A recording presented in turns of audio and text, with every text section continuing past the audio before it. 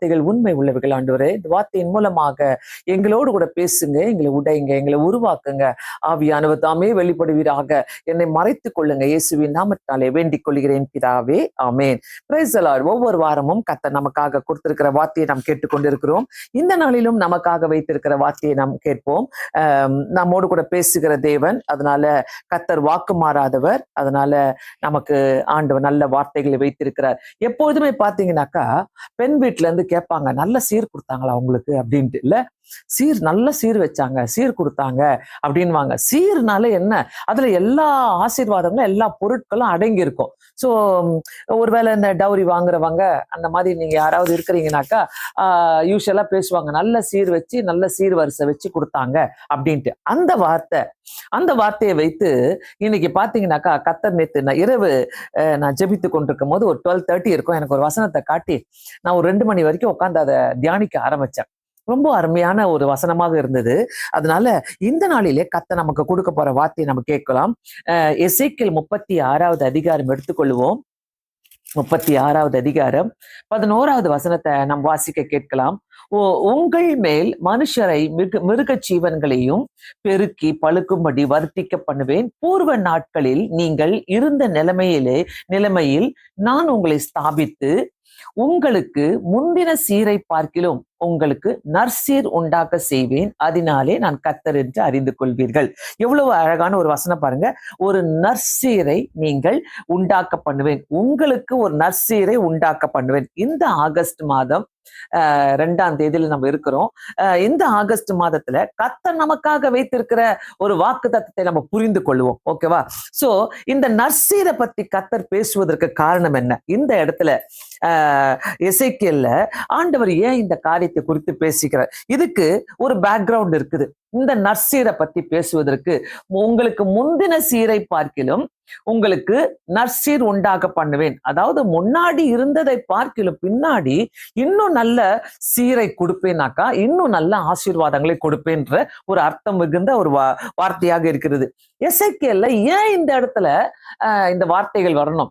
இந்த எசேக்கியேல் 36வது அதிகாரத்தை நான் எல்லாருக்குமே சொல்றேன், தயவு செய்து தனியா இருக்கும் போது இந்த அதிகாரத்தை நீங்க வாசித்து பாருங்க. ஏன்னா அதிகமா வாசிக்க வைத்த வசனங்கள் எதுனாக்கா இந்த 4வது வசனம், 5வது வசனம். அதுல என்ன சொல்றதுன்னா, மலைகளே நீங்கள் கர்த்தராகிய ஆண்டவருடைய வார்த்தையை கேளுங்கள். மனுஷர்களே சொல்ல, மலைகளே. சோ மலைகளுக்கு உயிர் இருக்குது அந்த இடத்துல. அந்த உயிர் உள்ள மலைகளுக்கும் இந்த இடத்துல பாத்தீங்கன்னாக்கா ஆண்டவர் பேசுறாரு, மலைகளே நீங்கள் கர்த்தராகிய ஆண்டவருடைய வார்த்தையை கேளுங்கள். மலைகளுக்கும் மேடுகளுக்கும் ஆறுகளுக்கும் பள்ளத்தாக்குகளுக்கும் பாழாக்கப்பட்ட அவாந்தர இடங்களுக்கும் வெறுமையாய் விடப்பட்ட பட்டணங்களுக்கும் கர்த்தராகிய ஆண்டவர் சொல்லுகிறார். எப்படிப்பட்ட ஒரு வசனம் பாருங்களேன். இவங்களுக்கெல்லாம் கண்ணு இருக்குதா, வாய் இருக்குதா, மூக்கு இருக்குதா நம்ம யோசிப்போம். ஆனா இவங்களுக்கு கர்த்தர் சொல்றாரு, மலைகளை கேளுங்கள், நீங்கள் கர்த்தராகிய ஆண்டவருடைய வார்த்தையை கேளுங்கன்றாரு. சோ அந்த தேசத்தை குறித்து, அந்த தேசத்துல உள்ள மக்களை மட்டுமல்ல, அந்த தேசத்துல இருக்கிற எல்லாரும் குறித்தும், எல்லா குன்றுகளை குறித்து, ஆறுகளை குறித்து, மலைகளை குறித்து, மேடுகளை குறித்து எல்லாரும் நீங்க கேளுங்கன்னு சொல்லிட்டு ஆண்டவர் பேசுறாரு. இந்த நற்சீரை பத்தி பேசுவதற்கு காரணம் என்ன? ஒரு காரணம் இருக்குது. அன்னைக்கு பாத்தீங்கன்னா அன்று அவங்களுடைய சூழ்நிலையில இனி நமக்கு எதிர்காலம் இல்லை என்ற ஒரு முடிவுல இருந்தாங்க அன்னைக்கு அந்த தேசத்துல. இன்னைக்கு நமக்கு எதிர்காலம் இல்லை. நம்ம கூட நிறைய நேரங்கள்ல நம்மளுடைய வாழ்க்கையை நம்ம குறிப்பிட்டுக்கலாம். இதுல நமக்கு எதிர்காலமே இல்லையே அப்படின்னு இருந்த நாட்கள் உண்டு. தேசம் முற்றிலுமாக நம்பிக்கை இழந்து வாஷ்ட் அவுட் ஆக இருந்ததாம், கம்ப்ளீட்டா. இதுல ஒண்ணுமே கிடையாது. அதாவது முற்றிலுமா வாஷ்ட் அவுட் ஆன காலம் அது. எதுவுமே கிடையாது அந்த தேசத்துல. அப்படி இருந்த நாட்கள். நான் பேக்ரவுண்ட பத்தி பேசிட்டு இருக்கிறேன். தாவீதினுடைய காலம் ஒரு ஆசீர்வாதமான ஒரு காலமாக இருந்தது. முழு இஸ்ரவேல் சாம்ராஜ்யத்தை ஆண்ட ஒரு ராஜா யாருனாக்கா தாவீது ராஜா. தாவீதுக்கு பிறகு சாலமோனு ஒரு ஞானமுள்ள ராஜாவாக அதாவது ரொம்ப பிரபலமான ஒரு ராஜாவாக அவர் இருந்தார், எழுப்பினார். 40 வருஷம் சாலமோன் தேசத்தை ஆட்சி செய்தாராம். இந்த பேக்ரவுண்ட் நான் சொல்றேன், அந்த வசனத்தினுடைய பேக்ரவுண்ட் ஏன் ஆண்டவர் நசீரை சொன்னார். சோ 40 வருஷம் தாவீதுக்கு அப்புறம் சாலமோன் வந்து அரசாட்சி செய்கிறாரு. முதல் 20 ஆண்டுகள் பாத்தீங்கன்னாக்கா மகிழ்ச்சியாக நிறைவான ஆண்டுகளாக இருந்ததாம். அடுத்த 20 ஆண்டுகள் பாத்தீங்கன்னாக்கா இப்போது நம்ம தேசத்துல என்ன நடக்குதோ அதே மாதிரி அங்க நடந்து கொண்டு இருந்துச்சாம். நம்மளுக்கு தெரியல, டெல்லியில போன வாரம் என்ன நடந்ததுன்னு நம்ம எல்லாருமே பார்த்தோம். இன்னும் அதுக்கு முன்னாடி எல்லாம் என்னென்ன கஷ்ட காலங்கள், துன்புறுத்தப்பட்ட நாட்கள் எல்லாம் இருந்ததுன்னு சொல்லி நம்ம பார்ப்போம். ஸோ எப்படி இந்த நாட்கள் இருந்ததோ அடுத்த 20 வருஷங்கள் சாலமோனுடைய ஆட்சியில அப்படி இருந்துதான். இப்போ நம்ம தேசத்துல என்ன நடக்கிறதோ அதேதான் அந்த ஜனங்களும் வழிகாட்ட, அதாவது வரி கட்ட முடியாம, வரி கட்ட முடியாது. நம்ம எல்லாம் இந்த கஷ்டப்படுறோம்ல, எல்லாத்துக்குமே டாக்ஸ், அந்த மாதிரி வரி கட்ட முடியாம ஜனங்களுடைய பொருளாதார கஷ்டத்துல, நெருக்கடியில தாவீது தவித்து கொண்டு கஷ்டப்பட்டு கொண்டிருந்தார்களாம் அந்த நாட்களில. முதல் 20 வருஷம் நல்லா இருந்தது சாலமோனுடைய 20 வருஷம். அடுத்த 20 வருஷம் கொடுமையான நாட்களாக இருந்தது. சோ அந்த நாட்களில சாலமோன் ஆலயத்துல ஜனங்கள் எப்படி போய் ஜெபம் பண்ணுவார்களாம், இப்படி ஜெபம் பண்ணுவார்களாம். ஆண்டவரே, சரித்திரம் சொல்லுகிறது இப்படி போய் ஜெபம் பண்ணுவாங்களாம் சாலமோனுடைய ஆலயத்துல. சரித்திரத்துல என்ன சொல்லுதுனாக்கா, ஆண்டவரே இந்த சாலமோன் ராஜா எப்போ ஆண்டவரே சாவா, இவன் ஏன் உயிரோடு இருக்கிறான் அப்படின்னு சொல்லி ஜெபம் பண்ணுவாங்களாம். அப்படின்னு போயிட்டு அவங்க வேண்டிப்பாங்களாம், எப்போது இந்த ராஜா ஆண்டவரே நாசமா போவான், இவன் இருக்கவே கூடாது ஆண்டவரே அப்படின்ட்டு வயிற்றச்சலோடு ஜெபம் பண்ணனா அவங்க பிரார்த்தித்த நாட்கள் இருக்கிறது. சோ எங்களுக்கு ஒரு நல்ல ராஜாவை தாரும் என்று சொல்லி ஜெபித்த நாட்கள் உண்டு, தந்திருக்கிறீர் என்று சொல்லி ஜெபித்த நாட்கள் உண்டு. ஆலயத்துல போயிட்டு ஜனங்க இப்போ கதறி அழுது அவங்க என்ன பண்ணுவாங்களாம், அவங்க ஆண்டவரை வேண்டிப்பாங்களாம், எங்களுக்கு இந்த கொடுமையான நாட்கள் எடுத்து போடுங்க ஆண்டவரே. சோ அந்த அளவுக்கு தேசத்துல கஷ்டங்கள், பொருளாதார வீழ்ச்சிகள், வேதனைகள், ஜனங்கள் தவித்து கதறினார்களாம். அதாவது முந்தின 20 வருஷம் எங்களுக்கு ஒரு நல்ல ராஜாவை தந்தீர், நன்றி சொன்னாங்க. நல்ல ராஜாவை தந்தீங்க முன்னாடி 20 வருஷத்துல. அதே ஜனங்களுடைய வாய் இப்ப போய் என்ன சொல்லுதான், எப்படி ஆண்டவரே இவன் எப்ப செத்து போவான், இந்த ராஜா வேண்டாம், இந்த தலைவர் எங்களுக்கு வேண்டாம் அப்படின்னு போயிட்டு அவங்க ஆண்டவரிடம் நோக்கி ஜெபம் பண்ணாங்களாம். சோ இந்த ராஜாவால இந்த தேசமே அழிந்தது என்று கதறி அழுவார்களாம். சோ அப்படி ஒரு காலம் அவங்க ஃபேஸ் பண்ணிட்டு இருந்தாங்க. முன்னாடி ஒரு 20 வருஷம் வேற காலம்னாக்கா 20 வருஷம் கொடுமையான காலத்துல இருந்தாங்க. அதன் பிறகு பாத்தீங்கன்னாக்கா இந்த தேசம் வந்து 2ஆக உடைந்தது. சாலமோன் காலத்துல 2ஆக உடைந்தது. 2ஆக உடைந்தாலும் எசேக்கியா தீர்க்கதரிசி மூலமாக கர்த்தர் பேசுகிற காலத்துல அந்த தேசம் முழுவதும் சிறைப்பட்டு போனதாம். சோ இதுல சமாரியா, யூதேயா, இந்த 2 சிறைப்பட்டு போன பாழாய் போன தேசங்களாக மாறிவிட்டது. இப்போதுதான் ஆண்டவர் என்ன சொல்றாரு, உங்க முந்தின சீரை பார்க்கிலும் பிந்தின சீர் மிகவும் நல்லா இருக்கும் சொல்லுங்க. உங்க முந்தின சீரை பார்க்கலும் உங்களுக்கு நற்சீர் உண்டாக செய்வேன்னு சொல்லிட்டு ஆண்டவர் இந்த இடத்துல ஜனங்களுக்கு பேச ஆரம்பிச்சார். சோ இத கேட்ட உடனே ஜனங்களுக்கு ரொம்ப சந்தோஷமாயிடுச்சான். ஓ, இந்த மாதிரி ஒரு நல்ல சீரை ஆண்டவர் நமக்கு கொண்டு வந்திருக்கிறாரு. இதன் பின்னணியே இதுதான். இதுக்கு இந்த வசனத்தை ஆண்டவர் சொல்லுவதற்கு ஒரு பின்னணியே இந்த வசனமாக தான் இருந்துதான். சோ இனி நம்ம ஒரு தேசமாக இருக்க விரும்பவில்லை, அதாவது இப்படிப்பட்ட ஒரு தேசமாக இருக்க முடியாது, வாய்ப்பே கிடையாது. ஏன்னா அது 2ஆ உடைஞ்சிருச்சு. நல்ல ஆசீர்வாதங்கள் எல்லாவற்றையும் அனுபவித்து எல்லாவற்றையும் இழந்து நிக்கிறோம் நாங்க அப்படின்ட்டு அந்த ஜனங்களுடைய மனசுல அநேக கதறுகள், அகதிகளை போல, அனாதிகளை போல தேசங்களில சிதறடிக்கப்பட்டு நம்பிக்கையை இழந்து போயிட்டு இருக்கிற அந்த சூழ்நிலையில தான் கர்த்தர் எசேக்கியேல் தீர்க்கதரிசி மூலமாக வெளிப்படுத்துகிறார். உனக்கு முந்தின சீரை பார்க்கிலும் உங்களுடைய 2ஆவது சீரு, உங்களுக்கு வருகிற சீர் வந்து நல்லா உண்டாக்கி தருவேன்னு சொல்லிட்டு ஆண்டவர் பேசுகிறார். அதாவது இந்த இடத்துல ரொம்ப அழகான ஒரு பேக்ரவுண்ட் ஆண்டவர் காட்டி நம்மளுக்கு அந்த இடத்துல இந்த வாக்கு தத்தத்தை கொடுக்கிறார். நற்சீர் உண்டாக்க பண்ணுவேன். சோ தாவீது சாலமோன் காலத்துல இருந்ததை விட உங்களுக்கு ஒரு நற்சீர் உண்டாக்க பண்ணுவேன். தாவீது காலத்திலும் கிடையாது, சாலமோன் காலத்திலும் கிடையாது, ஆனா அதுக்கு மேலேயே உங்களுக்கு நற்சீரை உண்டாக்க பண்ணுவேன். ஏன்னா ஒரு நற்சீர் என்றாலே அது ஆண்டவர் இடத்துல இருந்து வருகிற ஒரு நற்சீராக இருக்கும். நல்லா புரிஞ்சுக்கங்க. இதை நம்மளுடைய வாழ்க்கையில எப்படி அப்ளை பண்ணி கொள்ளலாம், இதை நான் பார்க்கும்போது ரொம்ப வித்தியாசமாக இருந்தது. இதோடைய பேக்ரவுண்ட் தெரிஞ்ச தான் எனக்கு இந்த வசனத்தை நல்லா இன்னும் கொஞ்சம் எனக்கு அதை ஆசீர்வாதமாக கர்த்தர் மாற்றி கொடுத்தார். சோ இன்று இந்த ஜெபத்திற்கு நம்ம வந்திருக்கும் போது இன்னைக்கு அநேகர் கேட்டுக்கொண்டிருக்கிறீங்க. உங்க வாழ்க்கையில நன்மைகளை இழந்து, ஆசீர்வாதங்களை இழந்து, தேவனோடு உள்ள உறவுகளை இழந்து, சமாதானத்தை இழந்து, நம்பிக்கையை இழந்து, எதிர்காலத்தை இழந்து ஒருவேளை நீங்க உட்கார்ந்துட்டு இருக்கலாம். இதெல்லாம் எனக்கு நான் இழந்துட்டேனே, என் நம்பிக்கை இழந்துட்டேனே, என்னுடைய உறவை ஆண்டவரோடு கூட வைத்திருக்கிற உறவை நான் இழந்துட்டேனே. ஆனா கர்த்தர் அந்த இடத்துல ஆவியானவர் சொல்லுகிறாரு, முந்தின சீரை பார்க்கிலும் உங்களுக்கு உங்களுக்கு நற்சீர் உண்டாக்க பண்ணுவேன், உங்களுக்கு நற்சீர் உண்டாக்க பண்ணுவேன் சொல்லுது. சோ மொத்தத்துல ஆகத்துல நான் சொல்லனாக்கா, தேவனால் கூடாத காரியம் ஒன்றுமே கிடையாது. ஆமென், அல்லேலூயா. உங்கள் முந்தின சீரை பார்க்கிலும் தேவன் நம்மளோடு கூட ஒரு நல்ல நற்சீரை உண்டாக்க பண்ணுவேன் என்று சொல்றார். இதுக்கு ஒரு பெஸ்ட் எக்ஸாம்பிள் என்னன்னாக்கா, யோபு 42வது அதிகாரம் நம்ம எடுத்துக்கொள்வோம். யோபு 42ல எல்லாருக்குமே தெரியும். 12-17 வசனங்களை வாசித்தீங்கன்னாக்கா, யோபு தன் சிநேகிதர் 12-17 கர்த்தர் யோபின் முன்னிலைமையை பார்க்கிலும் பின்னிலைமையை ஆசீர்வதித்தார். 14,000 ஆடுகளும் 1000 ஒட்டகங்களும் 1000 ஏர்களும் 1000 கழுதைகளும் அவனுக்கு உண்டாயிருந்தது. 7 குமாரரும் 3 குமார்த்திகளும் அவனுக்கு பிறந்தார்கள். அப்படி எதெல்லாம் இழந்தாரோ, அதாவது யோபுடைய 1வது அதிகாரத்துல பாத்தீங்கன்னாக்கா, யோபு இவ்வளத்தையும் இழந்துட்டாருன்னு நம்ம சொல்லி பார்க்கலாம். யோபுடைய 1வது அதிகாரத்துல அவருக்கு எவ்வளவு இருந்தது பாருங்க. அந்த 3வது 4வது வசனத்துல எல்லாம் பார்க்கலாம். அவனுக்கு 7,000 ஆடுகளும் 3,000 ஒட்டகங்களும் 5,000 ஏர்களும் அது மாதிரி திரளான பணிவிடைக்காரரும் அவங்களுக்கு இருந்தாங்க, அவங்களுடைய பிள்ளைகள் இருந்தாங்கன்னு சொல்லிட்டு அந்த அதிகாரத்துல 1 அதிகாரத்துல நம்ம வாசிக்கலாம். யோபு எப்படி ஆசீர்வாதத்தினால நிரப்பப்பட்டாரு, எப்படிப்பட்ட ஆசீர்வாதங்கள் அவருக்கு இருந்தது, அதை எப்படி இழந்தார் என்று யோபுடைய இதை பார்க்கலாம். ஆனா அதே நம்ம 42வது அதிகாரத்துல யோபு முடியும் போது பாத்தீங்கன்னாக்கா, முந்தின சீரை பார்க்கிலும் இப்பொழுது ஒரு நற்சீர் அவருக்கு உண்டாயிருக்கிறது. எல்லாமே டபுள் இந்த இடத்துல. அங்க 7னாக்கா இங்க 14, அங்க 8னாக்கா அங்க 3னாக்கா இங்க 6,000, அங்க 500னாக்கா இங்க 1000. அந்த மாதிரி நற்சீரை உண்டாக்க பண்ணினார் ஆண்டவர். பிள்ளைகளையும் அதே மாதிரிதான் ஆண்டவர் இழந்த பிள்ளைகள் எல்லாம் யோபுக்கு கொடுத்தாரு.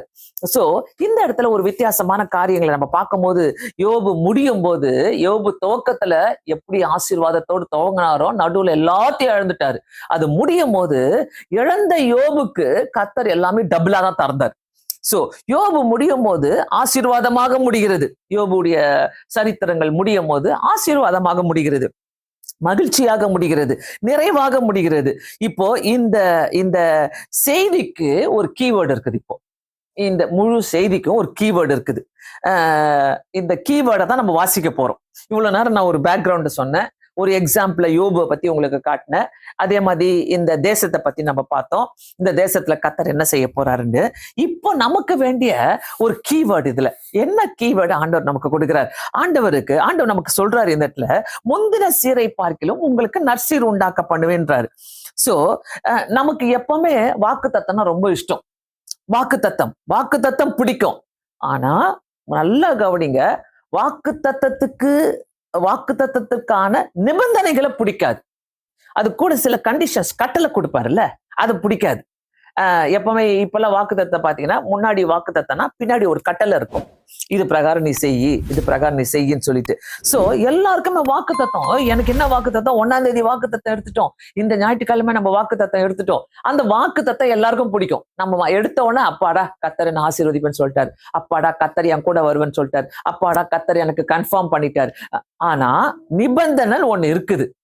அந்த நிபந்தனை தான் யாருக்குமே பிடிக்காது. நிறைய பேருக்கு பிடிக்காது அந்த நிபந்தனை. அந்த நிபந்தனைய கர்த்தர் தராரு, வாக்குத்தத்தத்தை கொடுத்துட்டு நிறைவேற்றிட்டு போயிட்டே இருக்கலாம்ல அப்படின்ட்டு நம்ம நினைக்கலாம். ஆனா கீவேர்டு என்னன்னாக்கா, நற்சீர் வேணுமா உனக்கு, ஒரு நல்ல சீர் வேண்டுமா, முந்தின சீரை பார்க்கலாம் இப்போது நற்சீர் உனக்கு வேண்டுமா, அப்படி வேண்டும்னாக்கா ஒரு கீவேர்டு. சோ அந்த கீவேர்டை தான் நம்ம பார்க்க போறோம். வாக்குத்தத்தம் பிடிக்கும், ஆண்டவர் சொல்றதெல்லாம் பிடிக்கும். ஆனா எனக்கு அது வாக்குத்தத்தத்தின் மேல நம்பிக்கை இருக்குது, நிபந்தனையே பிடிக்காதுன்னு நம்ம சொல்றோம். ஆண்டவர் என்னைக்குமே வாக்குத்தத்தம் தராருனாக்கா நிபந்தனையோடு தான் தருவார். நீ இதை செய், நான் உனக்கு இதை செய்யறேன், நீ இதை செய், நான் உனக்கு இதை செய்யறேன், நிபந்தனை இல்லாம அங்க வாக்கு தத்தம் சும்மா அள்ளி வாரி கொடுக்க மாட்டாரு. நம்ம நினைச்சுக்கிறோம் அப்படி. வாக்கு தத்தம் கொடுத்துட்டாரு ஆண்டவர், வாக்கு தத்தம் கொடுத்துட்டாரு ஆண்டவர், அதை வச்சுக்கிட்டே 10 வருஷம் சுத்திட்டே இருப்போம். ஆனா ஒன்னும் நிறைவேறாத நாட்களாக இருக்கும். நமக்கே புரியாது, ஆண்டவர் வாக்கு தத்தம் கொடுத்துட்டாரு, ஏன் நிறைவேற்றல? நான்லாம் கூட நினைச்சிருக்கிறேன் அது மாதிரி. ஆனா ஆண்டவர் ஒரு நிபந்தனையை வைத்திருக்கிறாரு. வாக்குத்தத்தை எடுத்த உடனே அப்படியே பார்ப்போம். ஆனா இந்த கர்த்தர் உன் நம்பிக்கையா இருந்து உன்னை காப்பார். அது பின்னாடி என்ன கட்டளை இருக்குது? தூங்காமல் விழித்து கொண்டு தெளிவுள்ளவர்களா இருங்க. சோ காப்பதற்கு நம்மளும் தூங்கக்கூடாது, அவரும் தூங்க மாட்டார். அந்த ஒரு கட்டளை கொடுக்கிறாருல, நம்ம பாட்டு தூங்கின்னு இருப்போமா, அவர் பாட்டு நம்மள கவனிச்சுட்டு இருப்பாராம். அது எப்படி? சோ வாக்கு தத்தம் பிடிக்கும், ஆனா நிபந்தனை பிடிக்காது. சோ அந்த அந்த நிபந்தனை பிடிக்காது. நீ என்ன, அதாவது நீ என்ன செய்தாய் என்று, நான் என்ன செய்யணும் என்று, நம்ம நம்ம நம்ம என்ன செய்யணும் என்று அதை ஃபாலோ பண்றதே கிடையாது, அது கேட்கறதும் கிடையாது. நம்ம கீவேர்டே இருக்குது. அந்த கீவேர்டு என்னன்னாக்கா, அதே அதிகாரத்துல எடுத்துக்கொள்ளுவோம். 37வது வசனம், 36வது அதிகாரம் 37வது வசனம். கர்த்தராகிய ஆண்டவர் சொல்லுகிறார் என்னவென்றால், இஸ்ரவேல் வம்சத்திற்காக நான் இதை அனுகிரகம் செய்யும்படி அவர்கள் என்னிடத்தில் விண்ணப்பம் பண்ண வேண்டும். என்ன விண்ணப்பம்? அவர்கள் என்னிடத்துல விண்ணப்பம் பண்ண வேண்டும். எசேக்கியேல் 36வது அதிகாரம் 36வது வசனம். அதுல என்ன சொல்றாரு கரெக்டா? நீங்க என்கிட்ட விண்ணப்பம் பண்ண வேண்டும். அதுதான் கீவேர்டு. நான் இதை செய்வேன், நற்சீரை கொடுப்பேன், நீ என்கிட்ட விண்ணப்பம் பண்ணணும். அது கூட அதுக்கு முன்னாடி லைனை பாருங்க. நான் இதை அனுகிரகம் செய்யும்படி அவர்கள் என்னிடத்தில் விண்ணப்பம். அவர் அனுகிரகம் செய்தாதான், அவருடைய அனுகிரகம் இருந்தாதான். அவருடைய அனுகிரகம் இல்லைனாக்கா நம்மளால ஒண்ணுமே செய்ய முடியாது. அததான் நான் அவர்களுக்கு என்னிடத்துல விண்ணப்பம் பண்ண வேண்டும், நான் இதை அனுகிரகம் செய்யும்படி என்னிடத்துல இவர்கள் விண்ணப்பம் பண்ண வேண்டும். நல்லா கவனிச்சுக்கங்க பிரியமானவர்களே, இந்த வசனத்துல எவ்வளவு ஒரு அருமையான ஒரு அர்த்தம் இருக்குது பாருங்க. 37வது, அவர்கள் என்னிடத்துல விண்ணப்பம் பண்ண வேண்டும். நற்சீர் வேண்டுமா? நிபந்தனை என்னன்னாக்கா, நீ விண்ணப்பம் பண்ண வேண்டும். அவருடைய அனுகிரகம் கிடைக்கணுமாக்கா, நீ விண்ணப்பம் பண்ண வேண்டும், நீ ஜெபம் பண்ணணும். ஜெபம் பண்ணாதான் நம்மளுக்கு எல்லாமே, எல்லா அனுகிரகமும் நம்மளுக்கு கிடைக்கும், இல்லைன்னா கிடைக்கவே கிடைக்காது. ஆண்டவர் தெளிவாக சொல்லி இருக்கிறாரு, நீ விண்ணப்பம் பண்ணினால் உன்னுடைய முந்தின சீரை பார்க்கிலும் நற்சீர் உண்டாக்க பண்ணுவேன். அதான் அந்த டீலே, அதுதான். நீ விண்ணப்பம் பண்ணு, எனக்கு என்னுடைய அனுகிரகம் கிடைக்கும்படி நீ விண்ணப்பம் பண்ணு. அந்த விண்ணப்பம் பண்ணினாக்கா நான் உனக்கு நற்சீரை உண்டாக்க பண்ணுவேன். நம்ம எல்லாம் நினைச்சிட்டு இருக்கிறோம்ல, அதான் நான் தான் ஜெபம் பண்றேனே, நான் ஜெபம் பண்ணாம இருக்கிறேன், நான் தான் ஜெபம் பண்றேன், எனக்கு வேலை கிடைக்கணும்னு ஜெபம் பண்றேன், என் கம்பெனிக்கு ஜெபம் பண்றேன், என்னுடைய படிப்புக்கு ஜெபம் பண்றேன், என்னுடைய குடும்பத்துக்கு ஜெபம் பண்றேன், திருமணத்துக்கு ஜெபம் பண்றேன், எல்லாமே நான் விண்ணப்பம் பண்றேன்னு. அங்கேயும் கீவேர்டு இருக்குது, அங்கேயும் பஞ்சு வைப்பார் ஆண்டவர். நல்லா தெரிஞ்சுக்கங்க. சில ஆசீர்வாதங்களை நம்ம சில ஆசீர்வாதங்கள்ல, எல்லா ஆசீர்வாதங்களும் நம்ம பெற்றுக்கொள்ளணும்னாக்கா கண்டிப்பாக இந்த கீவேர்டெல்லாம் நம்ம யூஸ் பண்ணணும். இந்த நற்சீர், அந்த வார்த்தையை, ஒருவேளை அந்த வார்த்தையை மட்டும் நான் எடுத்து பேசியிருந்தேன்னாக்கா புரிஞ்சிருக்காது நமக்கு. அப்படியே ஆன்னு போயிட்டு இருப்போம். நம்மளுக்கு இன்னைக்கு நற்சீர் உண்டாக போகுது, நற்சீர் உண்டாகும் சொல்லிட்டாங்க, அதே மைண்ட்ல வந்துட்டு இருக்கோம். ஆனா என்ன பண்ணணும், எப்படி செய்யணும், அதை நான் அனுகிரகம் பண்ணணும்னாக்கா, கர்த்தருடைய அனுகிரகம் கிடைக்கணும்னாக்கா, அவருடைய கிரேஸ் அதை கிடைக்கணும்னாக்கா, அப்போ நான் விண்ணப்பம் செய்ய வேண்டும். நான் ஜெபித்தா அப்ப நம்மளுக்குள்ள நிறைய காரியங்கள், சில சொல்லுவாங்க, என் பிரச்சனை நான் ஆண்டவருக்கு தெரியாதா, ஆண்டவர் செய்ய மாட்டாரா, ஆண்டவர் சொல்ல மாட்டாரா, நான் ஜெபித்தா கர்த்தர் பதில் தர மாட்டாரா? சில ஒழுக்கங்களை கர்த்தர் ஏற்படுத்தி இருக்கிறார். சில ஒழுக்கங்களை கர்த்தர் ஏற்படுத்துறார். இந்த மாதிரி ஒழுக்கங்களை வேதத்துல நம்ம தேடி ஆராய்ச்சி பண்ணி கண்டுபிடிக்கணும். ஆண்டவர் என்ன எனக்கு பதிலே கொடுக்க மாட்டாரு, நான் என்னென்னமோ பேசிட்டு இருக்கிறேன், என்னென்னமோ பண்றேன், எதேதோ செய்யறேன். ஒரு காலத்துல பதில் கொடுத்தாரு, அப்படியே ஸ்டாப் பண்ணி வச்சிருக்கிறாரு. இப்ப அவருடைய அனுகிரகம் உனக்கு தேவை, நீ விண்ணப்பம் பண்ணாதான் உனக்கு அனுகிரகம் தேவை. அப்ப நான் திருப்பி போயிட்டு, ஆண்டவரே எனக்கு எல்லாத்தையும் சீர்படுத்திட்டாங்க, எனக்கு எல்லாத்தையும் நல்லா படுத்தி கொடுங்க, நான் நல்லா இருக்கணும் ஆண்டவரே, அந்த ஜபத்தைய கேட்கிறாரு. ஆண்டவர் என்ன செய்கிறாரு? அதாவது அவர் வந்து நம்ம ரொம்ப அழுது கண்ணீரோடு தேம்பி அழுது அப்படியே ஆண்டவரோடு போராடி அந்த மாதிரி ஒன்னும் ஆண்டவர் எதிர்பார்க்கல. நீ எப்படி விண்ணப்பம் பண்ணணும்னு ஆண்டவருக்கு தெரியும். ஆண்டவர் கேட்கிறாரு. அந்த தெரியாத இடங்கள்ல தான் நம்ம நிறைய பேரு நம்ம புரிஞ்சிக்கவே மாட்டோம். அந்த 36வது அதிகாரம் ஃபுல்லாவே நீங்க வாசித்து பாருங்களேன். நான் எனக்கு 2-3 தரம் அப்படியே வாசிச்சுக்கிட்டே இருக்கணும்னு தோணுச்சு. ஏன்னா அவ்வளவு ஆழமான அர்த்தங்கள் அதுக்குள்ள இருக்கிறது. அந்த நற்சீரை எப்படி எனக்கு பெற்றுக்கொள்ள முடியும்? அதாவது வாக்குத்தத்தம் நிறைவேறும். ஜெபம் பண்ணாதான் வாக்குத்தத்தம் நிறைவேறும். அதே இடத்துல யோபு 42வது அதிகாரத்துல பாத்தீங்கன்னாக்கா, என்ன என்ன ஜெபம் பண்ணணும்? ஆண்டவரே நான் நல்லா இருக்கணும், என் குடும்பம் நல்லா இருக்கணும், எங்க அம்மா அப்பா நல்லா இருக்கணும், என்னுடைய சொந்த பந்தம் நல்லா இருக்கணும், என் வேலை நல்லா இருக்கணும், என் கம்பெனி நல்லா இருக்கணும். அது ஆண்டவர் கேட்கிறாரு. அதான் ஜெபம். நீ விண்ணப்பம் பண்ணினாதான் தருவேன் சொல்றாரு. அதான் ஜெபம் இல்ல. என்ன ஜெபத்தை ஆண்டவர் கேட்கிறாருனாக்கா 42:10வது வசனத்துல, யோபு தன் சிநேகிதருக்காக வேண்டுதல் செய்தது போல கர்த்தர் அவன் சிறையிருப்பை மாற்றினார். நல்லா தெரிஞ்சுக்கங்க. யோபு அவ்வளோ பிடியிலையும் அவ்வளோ இழந்த சூழ்நிலையும், பிள்ளைகளை இழந்த சூழ்நிலையில, மிருக ஜீவன்களை இழந்த சூழ்நிலையில, எல்லாவற்றையும் இழந்த சூழ்நிலையில யோபு தன்னுடைய சிநேகிதருக்காக ஜெபிக்க ஆரம்பித்தார். அவருடைய வியாதியில தன்னுடைய சிநேகிதருக்காக ஜெபிக்க ஆரம்பித்தார். நிறைய பேருடைய ஜெபங்கள் எப்படி இருக்குதுன்னா ஒரு செல்ஃபிஷா இருக்கும். என்ன செல்ஃபிஷானா, ஆண்டவரே என்ன ஆசீர்வதிங்க, என் குடும்பத்தை ஆசீர்வதிங்க, என் வேலையை ஆசீர்வதிங்க, என் சம்பளத்தை ஆசீர்வதிங்க, எனக்கு பலப்படுத்துங்க, இப்படிதான் இருக்கும். ஆனா நம்ம எத்தனை பேரு இந்தியா ஃபுல்லா ஜெபிக்கிறோம், எத்தனை பேர் உலகத்துக்காக ஜெபிக்கிறோம்? நான் 16 வயசுல இருந்து இதை கத்துக்கிட்டேன். மேப்பை போட்டு ஜெபிப்பேன், உலகத்துக்காக ஜெபிப்பேன். அப்புறம் நிறைய ப்ரேயர் ரெக்வஸ்ட் யாராவது அனுப்புறாங்கன்னா அதை வைத்து ஜெபிப்பேன்.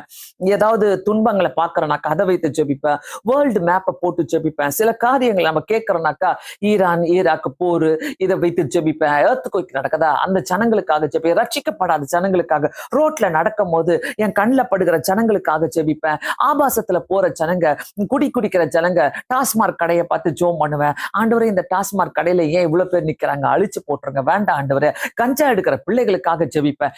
இப்படிப்பட்ட ஜபங்களை தான் கர்த்தர் கேட்கிறார். நம்ம எத்தனை பேர் இப்படிப்பட்ட ஜபங்களை பண்றோம்? அங்க பார்த்தோம்ல, கீவேர்டு நற்சீர் உண்டாகணும்னாக்கா உனக்கு என்ன தேவை, நீ விண்ணப்பம் பண்ணுட்டாரு. எப்படிப்பட்ட விண்ணப்பம்? இவருக்கு யோபுக்கு அவருக்கு டபுளா கிடைச்சது. எல்லாமே இழந்தது எல்லாமே டபுளா கிடைச்சது. அந்த 12வது வசனத்துல பாக்குறோம். அந்த டபுளா கிடைச்சதுல இவருடைய ஜபம் எப்படி இருந்ததுனாக்கா, தன் சிநேகிதருக்காக வேண்டுதல் செய்தது போல கர்த்தர் அவன் சிறையிருப்பை மாற்றினார். யோபு முன் இருந்த எல்லாவற்றை பார்க்கிலும் இரட்டத்தனியாய் கர்த்தர் அவனுக்கு தந்தளினார். ஏன்? மற்றவங்களுக்காக ஜெபம் பண்ணாரு. சரி, இந்த எர்த்குவேக்கு ஜெபம் பண்றது, மற்றவங்களுக்காக ஜெபம் பண்றது, ஆண்டவரே மற்ற ஊழியங்களுக்காக ஜெபம் பண்றது, இதெல்லாம் கூட செஞ்சிடலாம். என் சத்துருக்கு நான் ஜெபம் பண்ண முடியுமா? அது யோசிங்க. சத்ருவை அழிஞ்சு போட்ட ஆண்டவரே, நாசமா போட்ட ஆண்டவரே, அப்படி ஜெபம் பண்ணலாமா?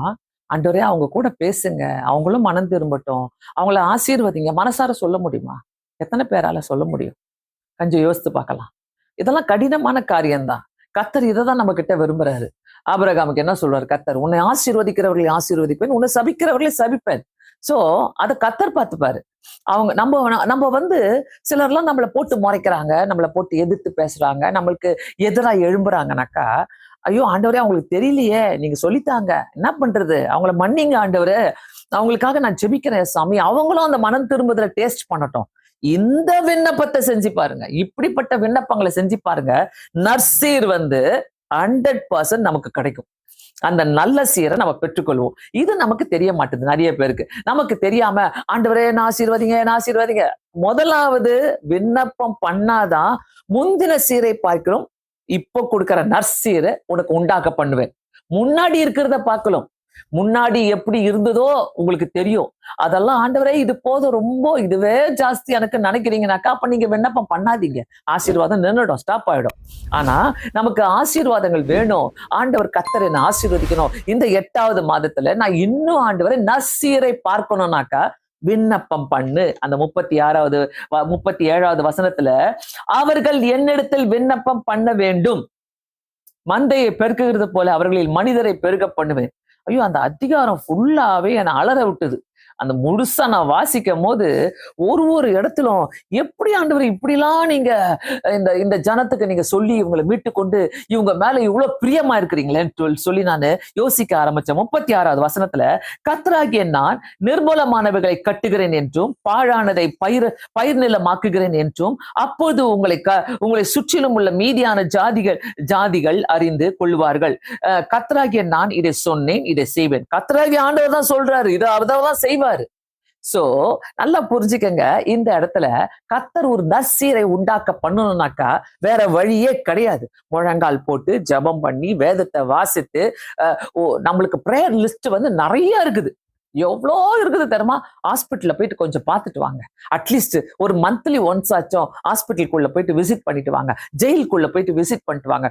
நாளெல்லாம் இந்த ஜுவனைல் ஹோம்ல எல்லாம் நான் போயிட்டு கவுன்சிலிங்காக ப்ரேயருக்காக நான் போன நாட்கள் உண்டு. இப்பெல்லாம் விட மாட்டாங்க. அப்பெல்லாம் போனீங்கன்னா எனக்கெல்லாம் அப்படியே மனசு பாரமா இருக்கும். வீட்டுக்கு வந்து ஆண்டவரே 7 வயசு பொண்ணு கற்பழிக்கப்பட்டது, 10 வயசு பொண்ணு கற்பழிக்கப்பட்டது, 7 வயசு பையன், 10 வயசு பையன் பாத்தீங்கன்னா ஏதோ ஒரு திருட்டுத்தனத்துல மாட்டிக்கிட்டு வந்துட்டு இருக்கிறான், 17 வயசு பையன் கொலை பண்ணிட்டு வந்துட்டான். இப்படி எல்லாம் பார்க்கும்போது அப்படியே மனசு பதறோம். ஆண்டவரே இவங்களுக்கெல்லாம் யார் ஜெபிப்பா? அவங்களெல்லாம் கையை பிடிச்சி நான் ஜெபம் பண்ணிட்டு வந்த நாட்கள் உண்டு. பிரியமானவர்களே, இததான் கர்த்தர் கேட்கிறார். நற்சீர் என்றால் என் கையில பணம் நிறைய கிடைச்சிடும், நான் பெரிய வேலைக்கு போயிடுவேன், நான் இப்படி இருந்துருவேன் அப்படி இருந்துருவேன், அந்த நற்சீரை கேட்கல. நற்சீர் வந்து அதெல்லாம் அப்புறங்க. என் நானும் என் குடும்பமும் என் பிள்ளைகளும் என்னுடைய சந்ததியும் ஆசீர்வாதமாக இந்த உலகத்துல நான் வாழணும்னாக்கா அந்த நற்சீரை நான் பெற்றுக்கொள்ள வேண்டும். அந்த நற்சீர் இல்லைனாக்கா என் சந்ததி ஆசீர்வாதமாகவே இருக்காது. அதுதான் நற்சீர். நற்சீர் கொண்டு வராங்களே, சீர் எடுத்துட்டு வரும்போது எப்படி வராங்க? ஒருத்தர் பின்னாடி ஒருத்தர் வருவாங்க. கும்பலா யாருன்னா வராங்களா பாத்துக்கிறீங்களா? ஒருத்தர் பின்னாடி ஒருத்தர் தட்டுல வச்சுக்கிட்டு எடுத்துட்டு வருவாங்க. வரிசையா இந்த சீர் வச்சோம், அந்த சீர் வச்சோம், இந்த சீர் வச்சோம். அதையே அப்படியே நினைச்சு பாருங்க. நம்ம கொடுக்கிற ஜெபங்கள், விண்ணப்பங்கள் ஒவ்வொன்றுமே நமக்கு நம்முடைய சந்ததிக்கு பின்னாடி இருக்கிற சந்ததிக்கு விண்ணப்பம் பண்ண பண்ண பண்ண பண்ண அவங்களுக்கு அது போய்கொண்டே இருக்கும். அவங்க அந்த நற்சீரை எடுத்துக்கொண்டே போவாங்க. நல்லா புரிஞ்சுக்கங்க, சாதாரண வாழ்க்கை கிடையாது கிறிஸ்தவ வாழ்க்கை என்பது. ஏதோ சர்ச்சுக்கு போனோம், சாமி கும்பிட்டோம், வந்துட்டோம், போயிட்டோம், காணிக்க போட்டுட்டு வந்துட்டோம், அது கிடையாது. கர்த்தருக்கு நீ என்ன எப்படி நீ விண்ணப்பம் பண்ணாம இருக்கவே முடியாது. அவருடைய அனுகிரகம் கிடைக்கணும்னாக்கா அந்த விண்ணப்பத்துல ஆண்டவரே நான் மற்றவங்களுக்காக செபிக்கும் போது, நான் மற்றவங்களுடைய வாழ்க்கையில ஆண்டவரே அவங்களை பறித்து குறித்து அந்த பாரத்தை நீர் எனக்கு தந்தீரானால் நான் செபிக்கும் போது அது எனக்கு ஆசீர்வாதமாக இருக்கும் என்று நீங்க சொல்லி நீங்க ஜெபம் பண்ணி பாருங்க. மற்றவங்களுக்காக ஜெபம் பண்ணி பாருங்க. உங்க ஃப்ரெண்ட்ஸ் இதை சொன்னாங்க, உங்க பக்கத்து வீட்டுல அவங்க சொன்னாங்க, என்னுடைய குடும்பத்துல இவ்வளவுப்பட்ட சூழ்நிலை நடந்துட்டு இருக்குது, அவங்களுக்காக ஏன் நம்ம ஜெபிக்க கூடாது? கர்த்தர் நம்மள தான் நியமித்து வைத்திருக்கிறார். அவங்களுக்காக ஜெபிக்க, நமக்காக ஜெபிக்க கர்த்தர் நம்மளை நியமித்து வைத்திருக்கிறார். ஒவ்வொருத்தருக்காக ஜெபிப்பது நம்ம நியமித்து. அதுக்கு தான் இந்த ஜெபிக்கலாம் வாங்க இந்த சேனல்ல நம்ம தொடங்குனது. இந்த ஜெபிக்கலாம் வாங்க இந்த சேனல் வந்து அநேகருக்காக ஜெபித்துக் கொண்டிருக்கிறோம். நிறைய நேரங்களில நான் யோசிப்பேன், ஆண்டவரே இப்படிப்பட்ட ஜெப குறிப்புகளா எங்களுக்கு கொடுக்குறீங்களே, ஆண்டவரே எப்படி ஆண்டவரே எப்படின்னு கேட்கும் போது, இதுதான் இந்த ஜெபங்களை செய்யும் போது என்னுடைய பிரச்சனையை நினைக்க எனக்கு டைம் கிடையாது. சோ பிரியமானவர்களே, விண்ணப்பம் பண்ண வேண்டும். அவர்கள் என்னிடத்தில் விண்ணப்பம் பண்ண வேண்டும். அனுகிரகம் வேண்டுமா? ஆண்டுடைய சீர் வேணுமா? கண்டிப்பா நீங்க விண்ணப்பம் பண்ணாதான், மற்றவங்களுக்காக விண்ணப்பம் பண்ணாதான். ஆண்டவர் வந்து சும்மானா உங்களுடைய தேவைக்காக அவர் செய்யல. உங்களை ஆசீர்வதிக்கணும், உங்களுக்கு மட்டும் தரணும். God is not a selfish God. ஆண்டவர் வந்து செல்பிஷா உன்னை மட்டும் ஆசீர்வதிச்சு போ. நீ யாருக்கு பிரோஜனமா இருக்க போற? எப்படி பிரோஜனமா இருக்கு? வாயில ப்ரொனவுன்ஸ் பண்ணணுங்க. அத அந்த ஆட்களுடைய பேரை சொல்லி ஜெபம் பண்ணணும். நான் எப்பவுமே என்னுடைய லிஸ்ட்ல ஒரு அட்லீஸ்ட் 50ல இருந்து ஒரு 100 பேரை நான் பேரை சொல்லுவேன். அவ்வளவு பேருக்காச்சும் எப்படியாச்சும் ஒரு நாள் உட்காந்து ஜெபம் பண்றதுக்கு எனக்கு சரியா இருக்கும். அந்த அவங்க பேரை சொன்னாதான் அப்படியே லிஸ்ட் வந்துடும். சிலர்லாம் நான் இங்க படிப்பேன், சில பேரெல்லாம் அந்த பேர் என் ஜெப நேரத்துல ஞாபகம் வந்துச்சுனாக்கா அவங்க சொல்லி ஜெபம் பண்ணுவேன். ஒருத்தர் எனக்கு வாட்ஸ்அப்ல டெய்லியே ஒரே ப்ரேயர் ரெக்வெஸ்ட நான் பதில் சொல்லலைன்னா கூட போட்டுட்டே இருப்பாரு. அவருக்கு இதுக்கும் தமிழ் தெரியாது. அப்போ நான் கேட்டேன் அவர்கிட்ட ஒரு நாள், did you watch my channel அப்படின்னு கேட்டேன். எங்க சேனலை நீங்க பாக்குறீங்களான்னு அப்படி கேட்டதுக்கு, எஸ் நான் பாக்குறேன். எந்த ஊர்ல இருக்கிறீங்கன்னாக்கா அவரு வட இந்தியால இருக்கிறாரு. ஆனா அவர் சொல்றாரு, எனக்கு தமிழ் தெரியாது, நான் வந்து அந்த டிரான்ஸ்லேட்டரை போட்டு கேட்பேன் உங்க மெசேஜ. அதனால ஒவ்வொரு நாளும் பாத்தீங்கன்னாக்கா அவர் வந்து அந்த ப்ரேயர் ரெக்வெஸ்ட் எனக்கு எழுதிட்டு இருப்பார். எனக்கு அதை படிச்சு சில நேரங்களில நான் அவருக்கு பதில் சொல்வேன். Yes I am praying for you, yes I am praying for your family, I am praying for your restoration, I am praying for your protection, எல்லாத்தையும் போடுவேன். போட்டுட்டு திடீர்னு பாத்தீங்கன்னாக்கா எனக்கு அப்படியே அவருடைய ப்ரேயர் ரெக்வெஸ்ட் வந்து ஞாபகம் வந்துருச்சு. ஒவ்வொரு நாளும் அவர் பேரை சொல்லி ஜெபம் பண்ணுவேன். அதே மாதிரி பாண்டிச்சேரியில ஒரு அம்மா இருக்கிறாங்க, சிரோன்மணி அம்மான்னு சொல்லிட்டு, அவங்க ஒரு வேலை பார்ப்பாங்க. அவங்களும் அப்படிதான். அதே மாதிரி ஃபெல்சி சிஸ்டர், அவங்களுடைய அனிதா, நிறைய பேருடைய பேர்கள் எனக்கு இந்த ஞாபகம் வரும். ஏன்னா நீங்க எல்லாம் அடிக்கடி வரவங்க. ஜோசப், இவங்க எல்லாம் பாத்தீங்கன்னா அடிக்கடி வந்துகிட்டே, இந்த மாதிரி நிறைய இவங்க முகத்தெல்லாம் நான் பார்த்தது கிடையாது. அதுதான் ஒண்ணு, ஒரு பியூட்டியே. இவங்க யாருன்னு தெரியாது, இவங்க முகத்தை பார்த்தது இல்ல. ஆனா ஜபத்துல ஒருத்தர் நம்ம அறிஞ்சு ஜெபம் பண்ணும் போது, பிரியமானவர்களே, இதுல நிறைய பலன் உண்டு. எப்போ பாரு உட்காந்து எதுக்கு ஃபாஸ்டிங் இருந்த? தோ நான் நல்லா ஃபர்ஸ்ட் ரேங்க் எடுக்கணும்னு ஃபாஸ்டிங் இருந்தேன். எதுக்கு ஃபாஸ்டிங் இருந்தேன்? எனக்கு எந்த பிரச்சனையும் வரக்கூடாதுன்னு ஃபாஸ்டிங். எதுக்கு ஃபாஸ்டிங் இருந்தேன்? நான் எங்கன்னா நல்லா வெளிநாடுலாம் போகணும்னு ஃபாஸ்டிங் இருந்தேன். எதுக்கு ஃபாஸ்டிங் இருந்தேன்? ஆண்டவரே, என்னுடைய நல்லா இன்னும் ஆண்டவரே ப்ரொமோஷன் எல்லாம் கிடைக்கணும்னு ஃபாஸ்டிங். ஆண்டவரு இதை கேட்கறத விட கர்த்தர் கேட்கிறாரு, நீ மற்றவங்களுக்காக, யோபு தன்னுடைய சிநேகிதற்காக ஜெபித்த போது அவனுடைய சிறையிருப்பை கர்த்தர் மாற்றினார். இன்னையில இருந்து எடுங்க ஒரு முடிவு, ஆண்டவரே நான் மற்றவங்களுக்காக ஜெபிக்க ஆரம்பிக்கிறேன் இயேசு சுவாமின்னு சொல்லுங்களேன். கர்த்தர் நம்முடைய சிறையிருப்பை மாற்றுகிற தேவனா இருக்கிறார். ஒரு முறை நான் அந்த வசனத்தை வாசிக்கிறேன். 36வது அதிகாரம், எசேக்கியேல் 11வது வசனம். நான் உங்களை ஸ்தாபித்து உங்கள் முந்தின சீரை பார்க்கிலும் உங்களுக்கு நற்சீரை உண்டாக்க பண்ணுவேன். ரொம்ப அழகாக, நற்சீரை உண்டாக்க பண்ணுவேன். சோ அவர்கள் என்னிடத்தில் விண்ணப்பம் பண்ண வேண்டும். கீவேர்டே அதுதான். என்ன ஒரு கண்டிஷனே அதுதான், நிபந்தனையே அதுதான்.